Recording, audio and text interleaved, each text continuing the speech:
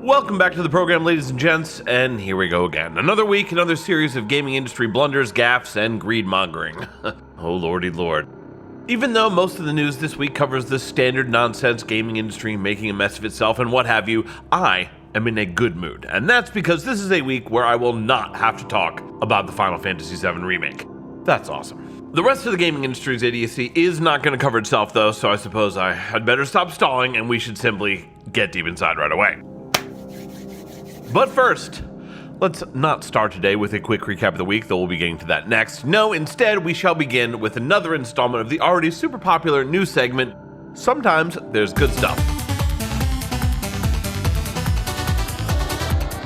This week's good stuff is Phantom Fury, a sort of sequel to 3D Realm's banger retro shooter Ion Fury from a few years ago, 2019, I think. Rockin' PS2-esque throwback graphics and Half-Life 1 style storytelling, this is another little slappa. That's what we're gonna call them from now on, little slappas. I know there's a bunch of these retro boomer shooters coming out recently, which is honestly awesome, and I am going to tell you about every single one. Well, provided they're great anyway. Grab a torrent of this one now or scoop it off Steam for just 25 bucks, whichever suits your fancy, and get deep inside the PS2 Half-Life vibes. Super sick. Another thing I'm playing that I wanted to mention is this Romhack of Chrono Trigger called Chrono Trigger Plus. It's been out for a couple years, but it just hit version 3.0 a couple weeks ago. I'm having a great time with it. It's got tons of bug fixes, new scenes, expanded areas. All of 1999 is now playable.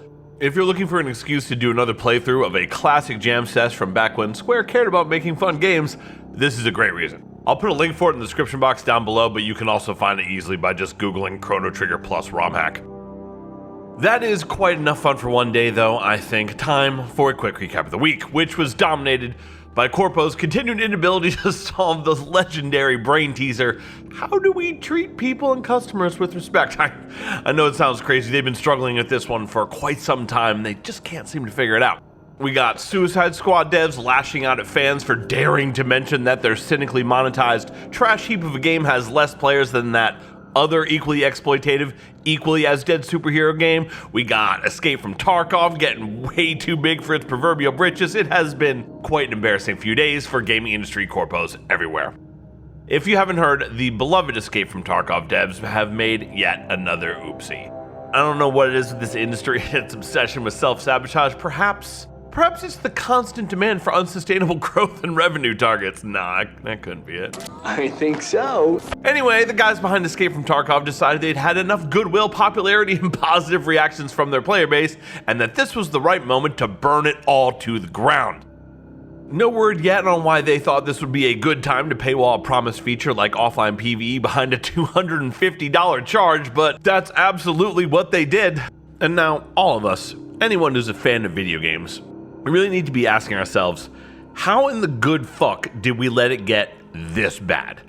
We're now being asked to pay almost the price of an entire new console just for a few new features in a game we already paid for. That's just pure, raw, unadulterated insanity right there. I have no idea what else to call it. I know that a lot of times we kind of seem to forget just how egregious this kind of shit is, just because we're surrounded by so much of it, but really, it's worth it to pause and take the time to think about it. $250 for just a couple features in a game we've already been playing for years. Which is unfucking real. Anyways, this was all followed by the expected half-assed walkback, which was then of course naturally followed by the failed apology attempt, and that included such classics as the "I'm sorry you feel that way," which itself was then of course immediately followed by the inevitable walkback of the entire paywalled content fiasco, or most of it. Anyway, I'll leave the guys over the Escape from Tarkov subreddit to get deep inside that, but suffice to say, the battle's not yet won, sadly. Wow, so shocking. This tragic, predictable, sorry tale is one we've seen many times and likely one that will continue into the foreseeable future, and goddamn am I tired of it. It's just yet another instance of corpos constantly trying to see how much they can get away with and constantly trying to push it just a little bit farther. We just need to make sure that we tell these greedy fucks where they can shove it every time we catch them doing shit like this. It's the only response.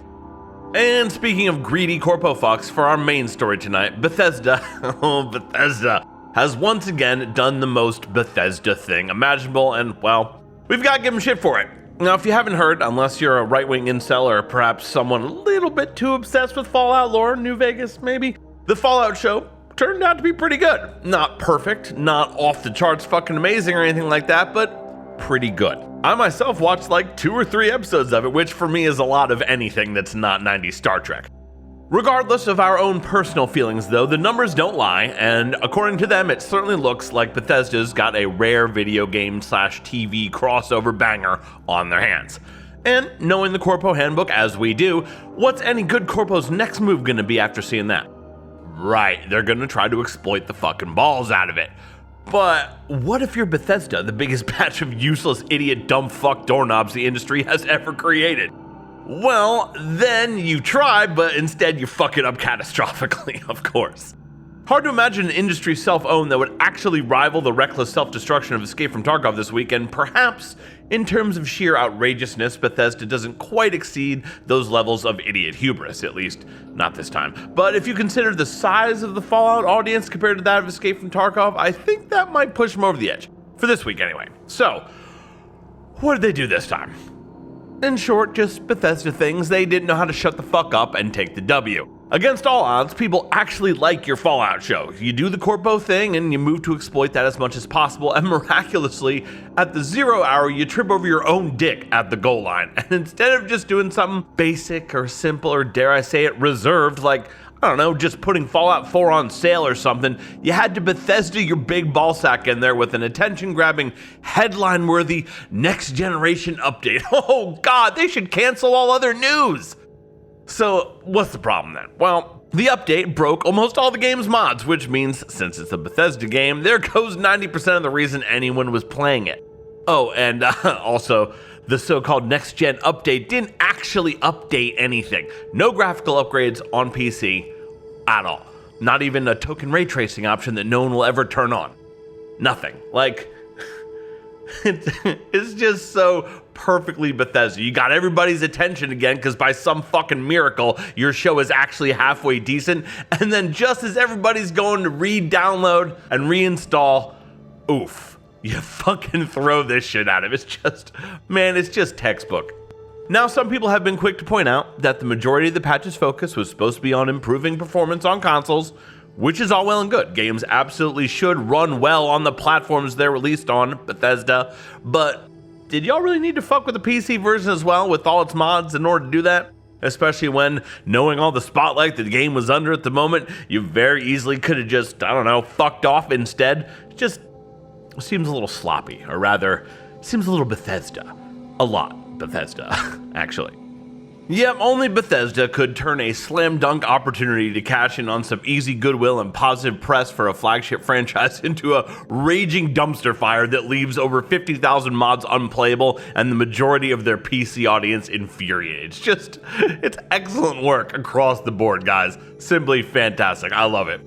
Of course, all is not lost. Most modders with current projects will no doubt update them, and hopefully things will eventually work out, get back to normal. But I'm pretty sure they would also have appreciated maybe not having to do all that extra work also, to say nothing of long abandoned mods, which I guess are just fucked, gone for good now, and all this for what? A few bug fixes that leave some of the most notorious glitches like, you know, the one affecting the majority of the most widely used cards, RTX cards, still very much a problem? Goddamn. Way to step in it, you fucking morons.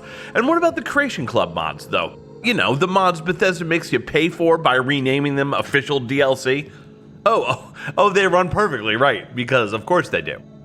But anyways, that's not really the point. The point is that you can always rely on corpos to succumb to greed blindness. No matter how obvious or clearly disastrous a move may be, corpos can be counted on to blunder headlong right the fuck into it in their mindless pursuit of profit at all costs, even at the expense of their own products, even at the expense of their own brands, even at the expense of their own customers, even sometimes at the expense of themselves. Corpos will always do it. Could've maybe just made it a one-time standalone remake? Nope. Could've just not included the paywall? Nope. Could've just left it alone on PC? Nope. To quote PC Gamer, now a huge driver of Fallout's popularity and decade-long staying power has been thrown into disarray over an update that wouldn't even be noteworthy were it not for all the problems it caused. Amazing. The verdict is in, G's. Bethesda, still undisputed champion of cell phones, unforced errors, and turning easy W's into embarrassing L's. Yup, woke up, smoke up, blunt, then I pass out. Pass out. Woke up, what up, smoke up, blunt, then I'm back down. Back down. What? Yup, woke up, smoke up, blunt, then I pass out. Pass out.